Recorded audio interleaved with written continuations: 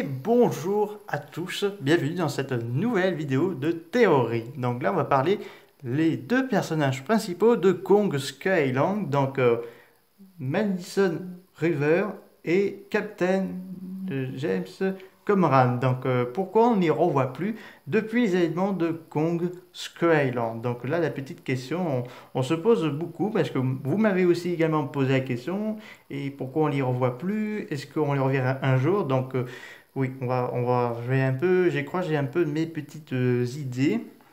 Donc, on sait que ces deux personnages, on les a vus dans la post-crédit de Kong Skull Island, qui teste l'arrivée de Godzilla 2, King of the Monsters, sorti en 2019. Donc, on pensait que Captain James Conrad serait dans Godzilla 2, vu qu'on pourrait vieillir les personnages numériquement.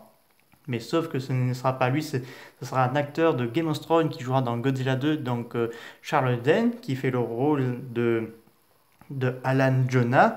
Donc là, on l'a pas, Mason River et le Captain Conrad. Mais alors, où ils sont? Donc la question, on se pose la question, alors qu'ils ont vu Kong, ils ont vu Monarch, et ils ont vu désormais que Kong n'est pas le seul kaiju de ce monde, où ils sont maintenant? Eh bien, bonne question.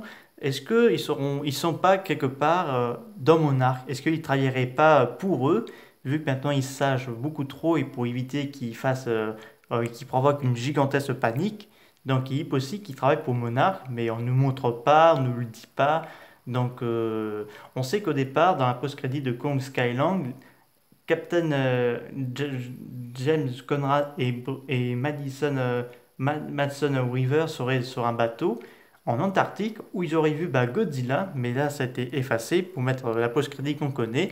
Et je pense que peut-être les deux sauraient travailler pour Monarch, mais pour mission de la Terre creuse, donc une mission top secret pour éviter bien sûr d'en parler, donc quelque chose comme ça.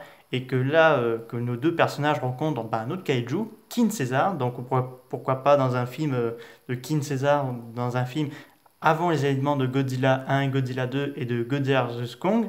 Donc là, ils découvrent King Caesar qui montre un monde totalement différent. Ce serait vraiment intéressant, mais il n'y a rien qui est prévu. Mais ces deux personnages ne sont pas de retour pour le moment, mais c'est un peu dommage parce qu'ils avaient du bon potentiel et surtout, c'est fort dommage alors qu'ils pourraient partir en mission secrète dans la Terre creuse et découvrir un monde incroyable et qu'il y aurait pu avoir un petit problème qu'ils n'ont pas pu monter à la surface. C'est assez possible.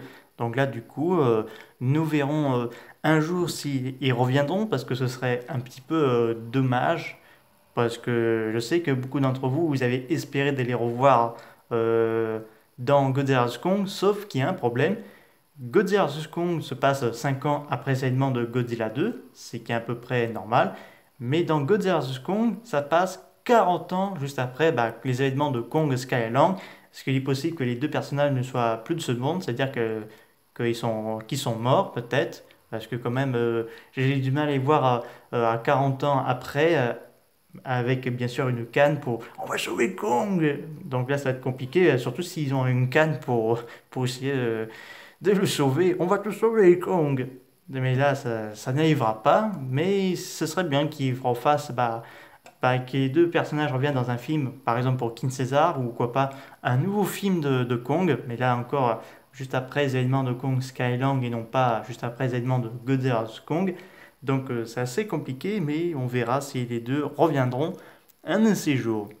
Voilà, c'est la fin de cette vidéo. N'hésitez pas à me dire ça dans les commentaires. Je vous dis à très bientôt. Au revoir.